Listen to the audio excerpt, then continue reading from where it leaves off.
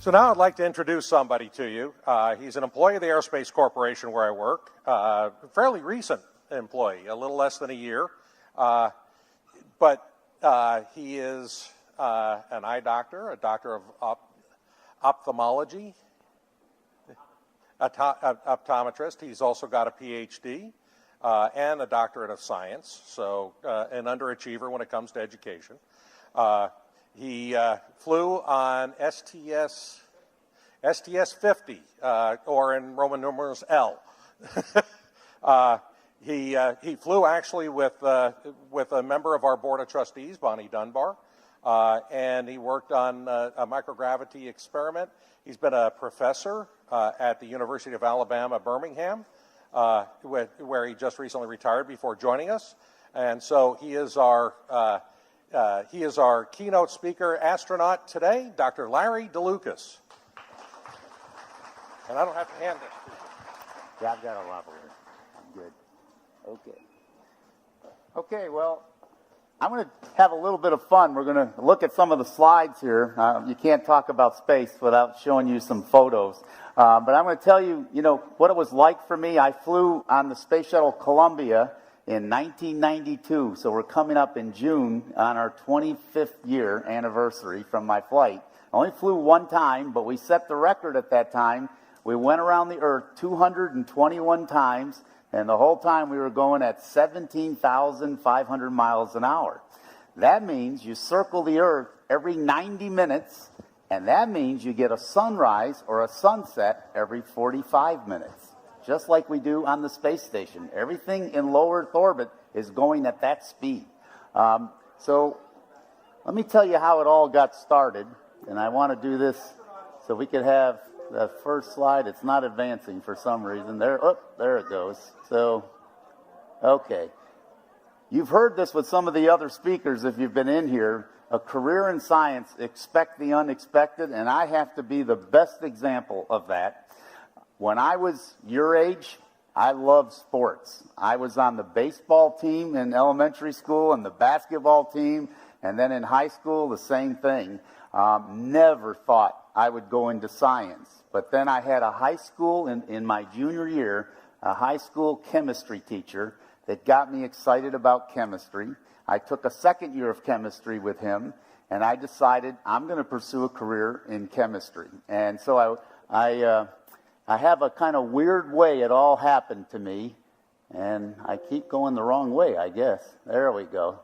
So this slide kind of highlights what happened. So I started out with a bachelor's degree in chemistry. Then I said, gee, I really like this. I'm going to get a master's degree in chemistry.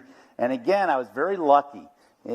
As in my sophomore year, I was taking organic chemistry, and the teacher said, would you like to work for me?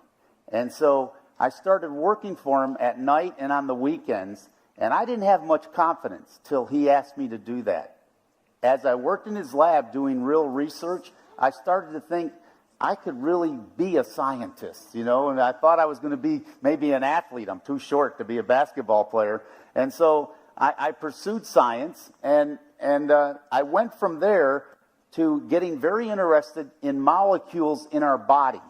Proteins, enzymes, nucleic acids.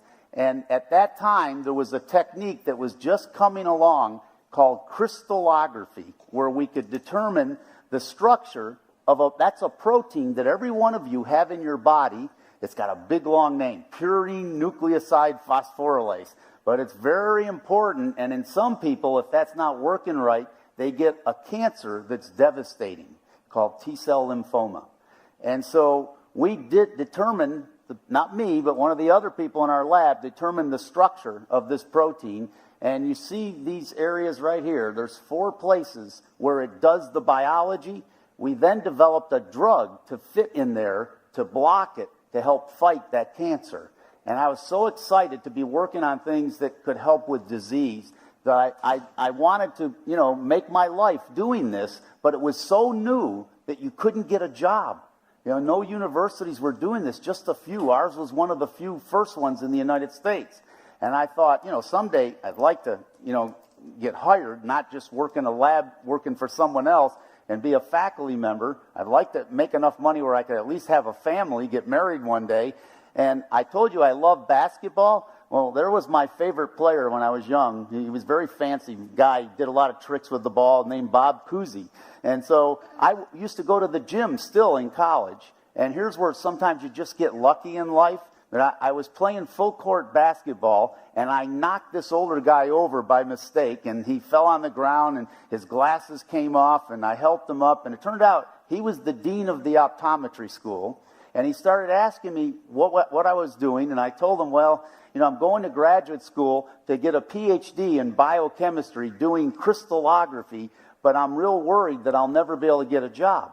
And he said, well, why don't you go to optometry school while you do that, because we need people looking at molecules in our eye that are responsible for vision, and we'd want to hire you. So that's why I decided to go to optometry school. I also, you know, when I was in the 9th grade in high school, I built my own telescope. I love Star Trek. You know, I was a big fan of all the Star Trek movies. And so I was into astronomy, but, you know, I ended up going to optometry school, and that's what the glasses there are for. And sort of from there, as soon as I finished with the Doctor of Optometry degree and the PhD in biochemistry, sure enough, they hired me on the faculty. So I had a job. And you know, they asked me, why do you want to be an optometrist when I applied? And I said, I don't want to be an optometrist. I just want you to hire me so I can do research, and I'll do some of that on vision molecules. And so that's how I got my first job.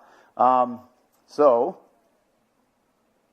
what is crystallography? We grow crystals of a protein that we're interested in. And what is a crystal? You see the bricks on the wall here? A crystal is, imagine each brick is the protein. We have to line them up, just like the bricks on the wall, but in 3 dimensions to make a pretty crystal, like you see there. If they're not aligned properly, what we do with those crystals is we blast them with X-rays. And the X-rays bounce off the molecule that's perfectly aligned in the crystal, and it gives us a pattern of spots that mathematically can lead to the structure where we know where every atom is within thousandths of an angstrom. The way all drugs today are being made is using this technique if we can crystallize the protein. All the drugs that today to treat AIDS, every one of them were developed using structural information to develop the drugs. It's a powerful way to do it, but the problem is many times we can't get good enough crystals. Well, that's where space comes in. And by the way, you know, I don't ever want to shake the hand of that strong man, but I'll tell you, on the space shuttle, I could lift that ball with one finger because it doesn't weigh anything. Okay, so here's why we got excited about space. This is a crystal growing on Earth, and we're using a special optical technique that shows movement in the solution. Because of gravity, when the crystal's growing, you see the white lines coming off the edge and then going up. Those are the lighter molecules being pushed out and going up.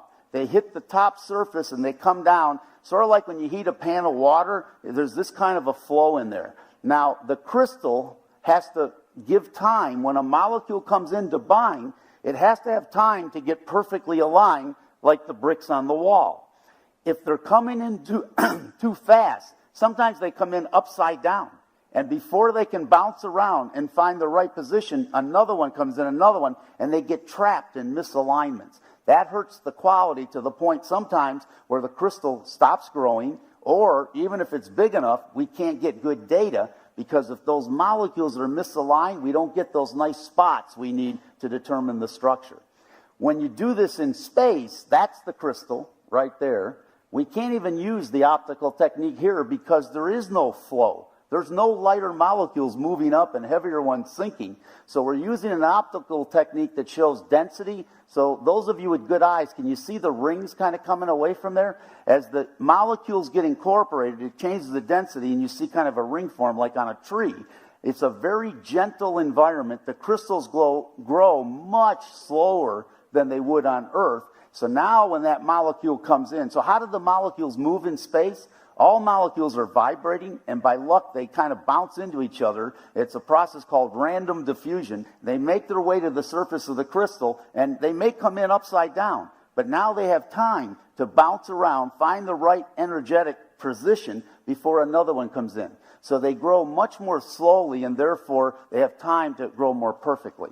So we saw this. A scientist at Marshall Space Flight Center had a bag with a crystal that big, and it looked like a diamond that he grew of a small molecule, but we knew we could probably do the same thing because crystals of proteins grow the same way. So we started doing experiments in space, and that was the first experiment. The astronaut, not me, another astronaut, took a photo with a camera, and see, the crystals are those white things you see, and they're all floating inside the drop. On Earth, they would have all sunk to the bottom, and they get stuck together. So we get these symmetrical crystals, and just one example is right here. That was for Upjohn Pharmaceuticals right here. That's what they get on Earth. That's what came back from space. So we get more perfectly formed crystals, and from that, we can determine structures of these important proteins. Well, I got so excited when I saw the first launch, because if you have an experiment on the space shuttle, you actually get to watch it where the astronaut spouses are. You're 2.5 miles away. And I saw the fire, when the rocket's lit, but the sound hadn't reached me yet, because light's going faster than sound. And then all of a sudden, it's like I got hit in the chest with a shock wave of sound. The ground was vibrating, and I don't know why. I'm sad at funerals, but I just never seem to cry. I started crying. It was that powerful, and I looked at my wife, and she was crying. There was a television reporter there, a lady, and she was crying. And then I turned to them and I said, I'm going to do this. I just had to do it. And they started laughing at me because they thought, you'll never do this. And so I tried and tried to get selected for 7 years. And then finally I got lucky and I got selected to fly. And so this is the crew that I flew with. There were 2 women and 5 men. And that woman right there, Ellen Baker, is a physician. It's nice to have a physician on what was going to be the longest space shuttle flight, because 78% of the men who fly in space barf the first 2 days they're up there. They get sick. It's about 60% for women. They actually do a little better so far.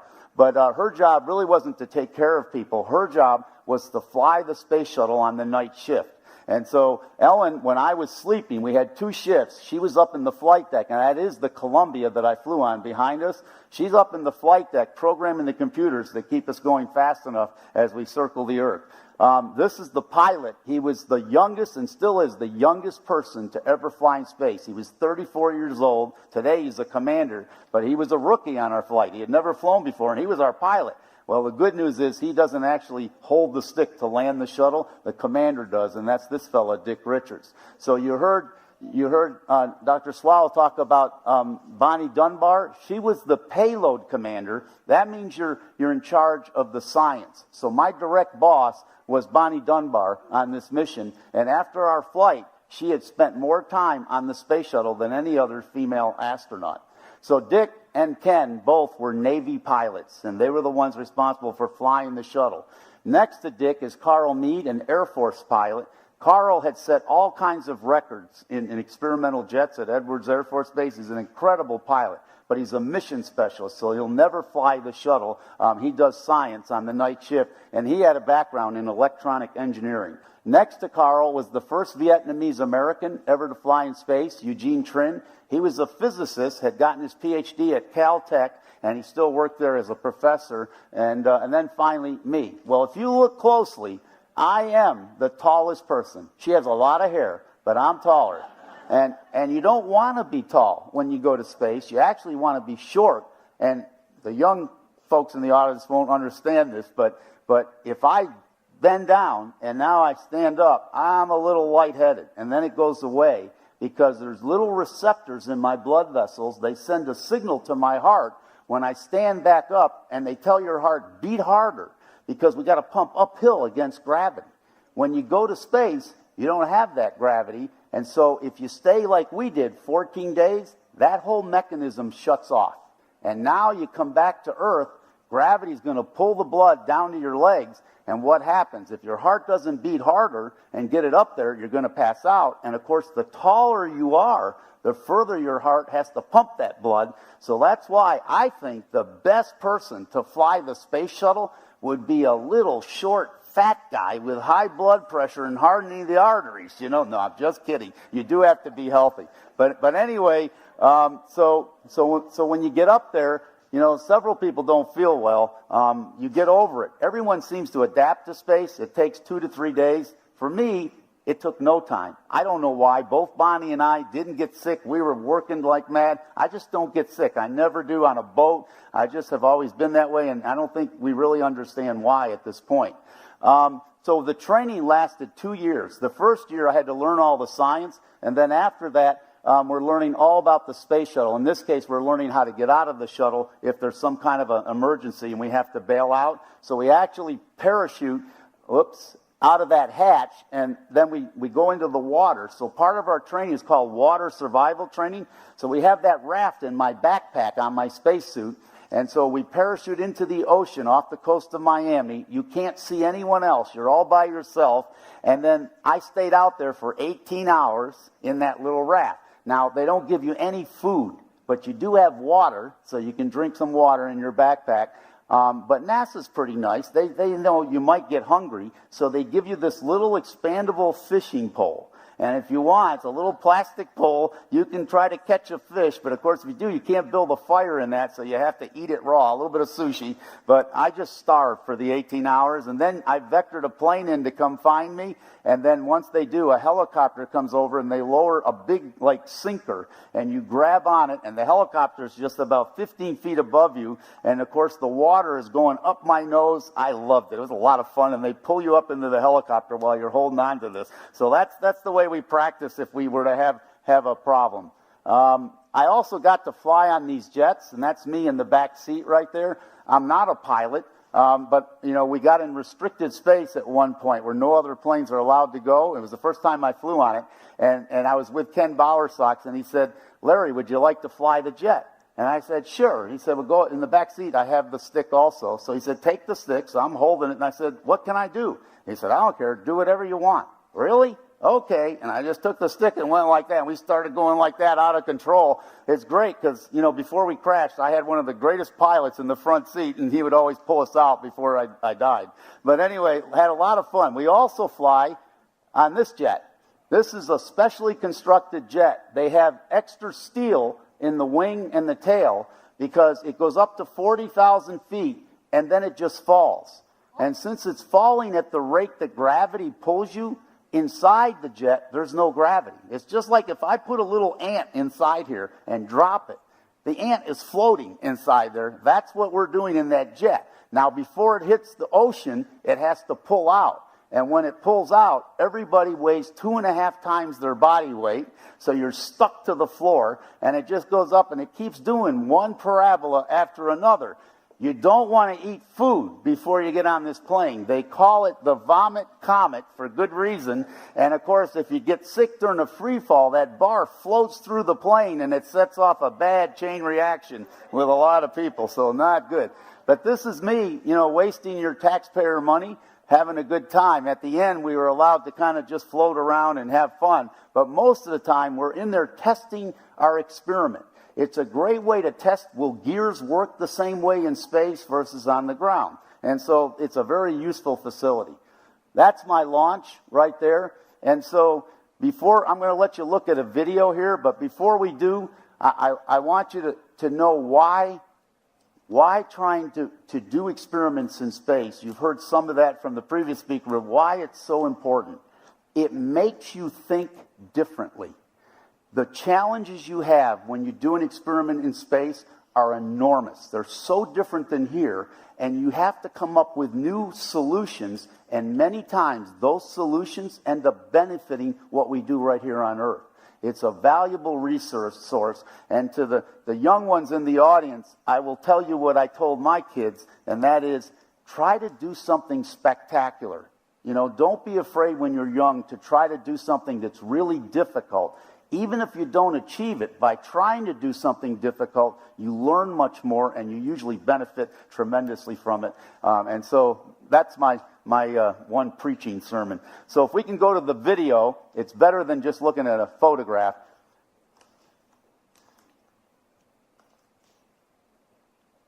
We're going to have a little music here. So when the when the shuttle takes off, the water that comes out down there helps with the sound, the shock wave from the sound, but also the heat from the main engines. And when they light, in 10 seconds, the solids then light. Once they light, you can't turn anything off, you're going. And it turns upside down. It's called the roll procedure because there's windows on the top of the shuttle, and the commander's looking at those in case we have to have an early abort, and he has to come back and quickly glide in and try to land it on a runway. The other reason that it turns upside down is the black tile on the bottom of the shuttle has to be hitting the atmosphere, because if we were the other way, we're building up speed so fast it would rip the white tile right off the shuttle. So now, at this point, you're in there kind of shaking like that from the vibration, and every once in a while you kind of get jerked sideways because the main engines are gimbal. They steer the shuttle, and when they turn a little bit, you get a slight G-force sideways. And then, after about 2 minutes, the solids, they explode off the shuttle with explosive bolts. So there's the solid rockets, and they come down by parachute. Now we've throttled up, and we're going from about 3,000 miles per hour to 17,500. And at that point, you're being squished in your seat, and you just want to breathe. And so everyone's just struggling to breathe. But you go from that feeling, and they shut the main engines off. It took 8 minutes and 40 seconds to get to space. And at that point, now you can see this is how fast we're traveling around the Earth. And these are irrigation fields in Saudi Arabia. I always tell people they should fly a poet or a writer, because it really is emotional to look down at Earth. These are the Andes Mountains in Chile. Look at this line right here. That's that light blue you see. That's our atmosphere. And I would see that, this big ball of the Earth below me, and I look up and see deep, dark space forever and ever, and then I look back and it looks like a sheet of paper that we all have to share and breathe, and it really tells you how important it is to protect our environment. NASA has built all kinds of solar panels. I kind of missed that one, but these are the Himalayas. And those solar panels are made incredibly thin so that they don't weigh much and they can fold up into a very small volume, and we always have to do that. Well, I'm an amateur astronomer, right? And I asked the commander when we got up there, Dick, what is that? And he looked at me and said, I thought you're an astronomer. I am. Well, he said, that's the moon, Larry. Well, that was magnified 15 times. Now it's magnified 10 times. And you see how big the tail of the shuttle looks here. So it's an optical illusion. You have the big ball of the Earth just 255 miles below me. The moon is 240,000 miles away. Now watch what happens when we go to the way it really looked to my naked eye. You're almost not going to be able to see it. So it looked like this little ball, and I thought it was a planet. But it's just fooling you. It's an optical illusion. Sort of, you ever see an artist do railroad tracks and it looks like they're closer to you? Same thing here. Sometimes I'd look down. I took 14 courses as an astronaut in geography to learn without lines and any words on the globe. You're looking at all the countries, so I know what I was looking at. But sometimes I'd still get fooled because some landmass had so much vegetation, it actually looked bluer than the ocean. So every once in a while, I kind of got confused as to what I was looking at. Well, I'm a crystallographer, and I was always fascinated when we got up there because we dump our urine outside the shuttle. And it's like minus 250 degrees out there, so it freezes into these crystals of uric acid. And if the sun hits it just right, they sparkle all different colors. So I spent some of my time watching this. I don't know who the urine hits on the ground, but we watch. So there's a sunrise. You never really see much more than that because pretty soon it'll bleach the camera. But with my naked eye, I watched it till I couldn't look at it anymore. It gets so bright. But here it comes. We're gonna dump some urine for you because this is really important to see. And there it goes, right there. Those are frozen urine crystals. Okay. All right, so now the person, filming this is floating, so it's not real steady, but we're going to focus. Well, I guess it stopped. All right, that's okay. Let's just go to the next one. Let's go back to the PowerPoint. Okay, we got it. So there again, look at the atmosphere. There's the moon. Look at that. Really fooling me. And now we're going to focus in on the island of Japan and Mount Fuji, which is right here. We had great telescopic lenses, so watch what we can do.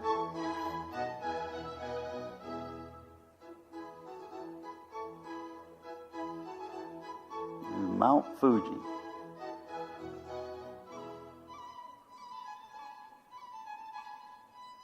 Pretty awesome. Okay, so now let's go back to the PowerPoint if you would. So now I want to tell you a little bit more about the science and some of the STEM involvement that I've had. Okay, I got it. So we started a program 8 years ago called the Youth Leadership Development Program. And what this is about is creating leaders in our community, not necessarily science, but now we're mimicking that with a new STEM science program that I'm involved with. So what we do in the Youth Leadership Development Program is we ask each high school, 84 high schools we're working with, to pick 4 to 6 students that they're chosen based on something about their character and their motivation that with the right mentoring, they could amount to something special and become a leader in society in any field. And then for 1 year, those students, about 700, compete. And they compete in all different ways, writing essays, doing community work. We bring in leaders in the community. Remember the movie Remember the Titans? You know, he was one of our speakers, the coach, the real coach, not the one from the movie. We bring in 4-star generals, just all kinds of people, and they tell their story about how they achieved what they have in life. So the students hear what it takes to become, you know, a leader in our community and help our community. And then at the end, those students, they're totaling points in this competition. At the end of a year, the ones at the top, they receive 4-year scholarships to the college of their choice, and we have colleges donate millions of dollars for these scholarships. So we're taking, and the student mixture is amazing. Some of them are students with perfect grades. They make great scores on national tests, combined with students that maybe don't do that well with the grades, but in the end, all those students are amazing. And they've gone to major schools and done extremely well. And I think it's a lot because of this program. So we're doing that same kind of thing now. We're just starting to put it all together with a STEM program. I call it a STEAM program because, you know, I think I'm getting a phone call. Yeah, you know, not now, Spock. I can't come now. You know, so I wanted to show you this because we thought this was funny in the early days with Star Trek, and we thought, can we ever do this? Well, today we have medical devices, we have communication, everyone has cell phones, and we're headed toward, you know, a tricorder where you can look at all the environment in a little box this big and know what kind of gases are in there, even in your body, medical systems like that. All that's becoming true. And who was it that first told us about that possibility? Science fiction writers. And so for this STEAM program, you know, instead of STEM, we're going to include the arts. We want to have science fiction type people to help us dream and come up with new technologies and help those young students be involved in this. Those students for the STEAM program will be doing internships in laboratories. They'll be working at NASA labs, and the ones that get to do those internships will be the ones that score the highest in the competitive environment, not with grades, but with the things they achieve and all the tasks we give them during the year. And so that's what we're going to be doing in the future. So let me keep going here. I know we don't have much time, but that kind of is just what I talked about for the YLDP. And, you know, to give you an idea of the kind of program and what it can do, this is a program where we flew protein crystals, and we had students in 10 Alabama high schools. I lectured to them, and I told them, you know, about structural biology and how you grow crystals, but then we taught them how to do it in labs, and then we gave them 1 year with 2 proteins, not proteins where we know the structure. These are proteins that were very important, one for cystic fibrosis and the other for TB. And those students were trying on their own to work out the chemical conditions to get better crystals on Earth. And then at the end of that year, they told us, here's what we want to fly in space for the comparison. So we came back to those schools, we put it in the flight hardware, and we flew it. At the end of that year, they have to present a science poster at a big symposium that we have, and they're graded on their effort for the whole year. They're graded on their laboratory notebook for the whole year, and they're graded on the presentation that they make to 4 scientists that judge them. And at the end, the top 3 schools, those students got scholarships. And so and it's so exciting because they were doing real research. They were actually doing research that's publishable, and we've just finished this whole program, and a paper will be coming out with their names on it. And I think the way to get students excited about science is to let them be involved in real, state-of-the-art, earth-breaking or shattering research. And so that's what we're doing in that program. And I think I've talked about that. It all is all shown here, scholarships, getting the students involved in real research. And as I said, we're going to involve even people in the arts to participate in this. So I said that NASA makes you think different, doing things in space. And, look how different things are. There's a candle burning on Earth. It's pointed. Warm air rises, and cool air comes from below and sweeps it into a point. It's yellow because it's getting a lot of oxygen. Well, if you burn a candle in space, look at it. It's a blue ball. There's no warm air rising. There's no lighter and heavier molecules, but it needs oxygen to keep that burning, and it uses up the oxygen around the wick in a very short time, 40 seconds, that candle extinguished. So things are so different in space. Look at, I'm going to skip that and just show you liquid. So if you want to drink liquid, he can just pour liquid on his fingers and touch it to his mouth. The attraction of a liquid for a surface dominates everything in space. If I had a glass half full of water here, it just is a straight line, right? In space, that water will go up the edges of the glass, and if the top of the glass is curved, it'll go right over and wet the outside of the glass, because the surface tension, the attraction of the liquid for that surface, dominates everything. There's no gravity to keep it down. So if you want to drink it, he can just touch his fingers close to his mouth, and because of the surface of his fingers in his mouth, all the water stays there and goes in his mouth. Well, when I flew to drink liquid, we had a bag and we had to squeeze it, and we had a straw, and the straw had to be toward the edge of the bag because in the middle it was all hollow. There was no liquid. It was all on the outside. It was really hard to drink liquid. So they've invented, because of this unique environment, a new way to drink coffee in space. That is shaped so it's more narrow right here, so the surfaces are close together, so that liquid wants to go that way. If he touches the end to his mouth, watch, it all goes in. So that's the new coffee cup for space.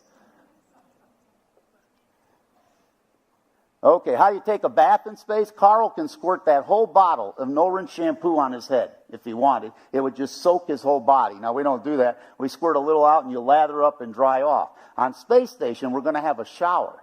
But imagine, you get in the shower, you turn the water on, and you start soaping up. It doesn't fall to the floor. So the more the water hits you, you're making a big bubble of soapy water around your face, your nose, and everything. Now, you could be like a dog and shake, and it would go and hit the wall and stick to the wall. But the way we'll dry off on the space station is you'd have a vacuum cleaner, and you suck the water off you.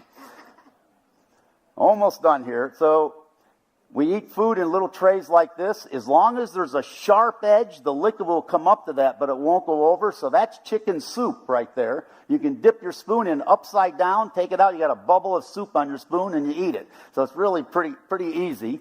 And this is the most important slide, so I have to talk about this. So how do you go to bathroom in space? Well, you see this seat here. You sit on there, and you see the two blue things. They're spring-loaded. So when you sit down, you pull them up, and you squeeze them, you push them over your legs, and it squeezes you down into the seat, so you make a good seal right around there. Then this little ball here, you push it forward, and it turns a vacuum on through there. And again, that's all I'm going to say about that.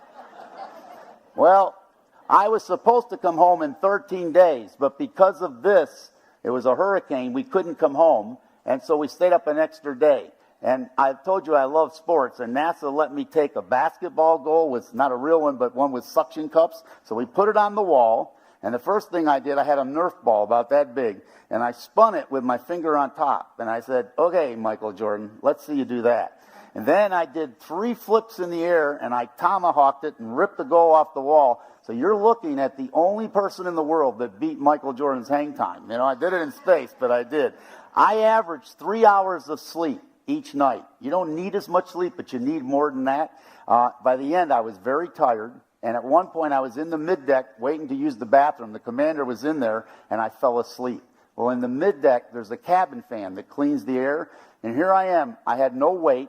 I'm like a big sail. And that cabin fan blew me into the airlock where we keep all the dirty laundry. And about 2 hours later, Bonnie Dunbar said, "Has anyone seen Larry?" So they went looking for me, and unfortunately, this is the way they found me, sound asleep in the airlock. Anyway, I have that in my office, and it's signed by the commander. It says, "Larry DeLucas, hard at work on SDS-50. And finally, the landing, we ended up having to land not in California, but in Florida because of the storm. And I'll stop there, and if we have time, I'd love to take some questions.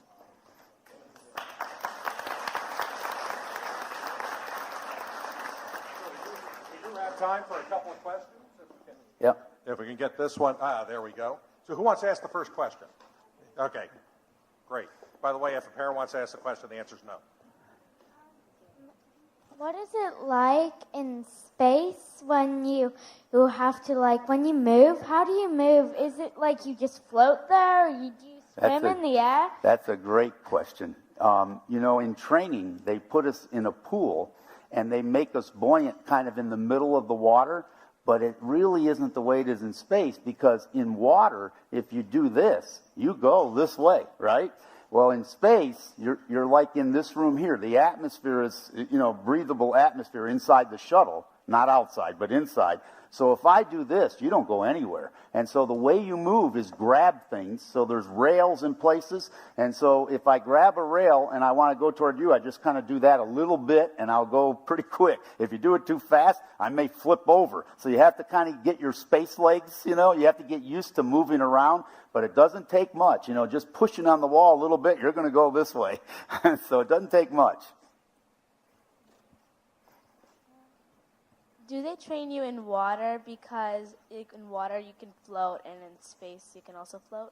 Yeah, so it's sort of what I said. You are buoyant in the water, and so it helps a little just to see how, you know, because in the water your body could turn the way it would in space, and so you sometimes put your feet in a loop or something that'll keep you steady.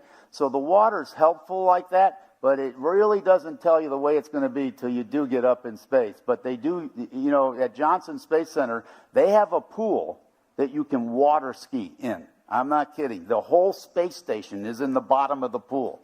So in the space station, in case you don't know, is as large as a football field or a soccer field.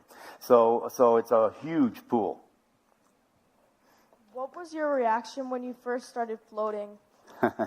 So I felt so good. My job was to bring all the equipment back to the space lab, and to get there, you go through a 20-foot long tunnel that connects to the front of the shuttle and the back. And so I was feeling, you know, just great. I wasn't sick, and so I was pulling myself through, and then I thought, I'm going to have a little fun. And I spun myself like a bullet going through there, and at one point my foot hit something, and right when it did, I heard this loud explosion. And I thought, oh no, I did something wrong. Well, all the 2 years of training, they didn't tell me this. When the shuttle gets in space, you're in an almost perfect vacuum. The shuttle is pressurized, and so it expands, and it does it in discrete pops. And it sounds like a bomb almost when it goes off. So it wasn't me that caused it. And it actually, our shuttle expanded to the point where the lockers where my experiment was, we couldn't open because the other lockers had moved, and we had to take out a whole row of lockers just to open the door to my experiment. That's how much it changes. So some engineer calculated the stress that the shuttle could withstand to know that that's not going to cause the shuttle to have a break in it or something. So. How do you sleep in space? Yes. So when you're in space, everyone grows 1.5 centimeters taller. And so, you know, my commander at the time was sort of like I am now, a little bit stocky. Well, you stretch him out a centimeter and a half, he looked like Arnold Schwarzenegger. I mean, he looked great. Now, when you come back, you do shrink back. But to answer your question, because you grow, your lower back hurts. And so the way we like to work in space is sort of like a monkey, like that. That makes your back feel better. And when I went to sleep, I really felt good. If I got completely in a ball, and to stay like that, Ellen would tie me in a ball with rope and then float me into a box where I would sleep. Now, when you get in the box, there's a net in there. You have to get in the net because the shuttle has to keep going fast enough or it'll fall back to Earth. And when they fire these little rockets on the shuttle about every 20 minutes, if you don't get in that net, I would have been like a ping pong ball bouncing around in there, and that wouldn't have been a good way to sleep. But once you get in the net, since I'm not touching anything, I fell asleep immediately. The problem was the night shift. There were 3 people that stay awake when I'm sleeping and vice versa. They would sometimes, after about 3 hours, bang a locker door, and it would wake me up. And then once that happened, I guess I was so excited I couldn't go back to sleep. So that's why I ended up with only about 3 hours of sleep each night. Yeah. Why didn't you play football? What's that? Why didn't you play football? Why didn't I play football? Well, you know, if you tried to tackle someone up there, it wouldn't be good. You smash into each other and probably bounce off each other. You might get hurt, so they wouldn't let us do that. But maybe touch football we could have done. How deep is the pool that you... How deep is it? That I don't know, but it's at least in the deep section where they have the whole space station, I'd say it's about 20 feet deep. Yep. I don't know for sure, but it's probably close to that. How did you feel when you got back to Earth? Not too great. So when I got back, I felt like an elephant. You know, my arms, I thought I couldn't lift them. And then that night, they did all these medical tests on me. And that night I went home and, you know, I brushed my teeth. Now in space, when you brush your teeth, I could brush my teeth and just let go of the toothbrush and it just stayed there.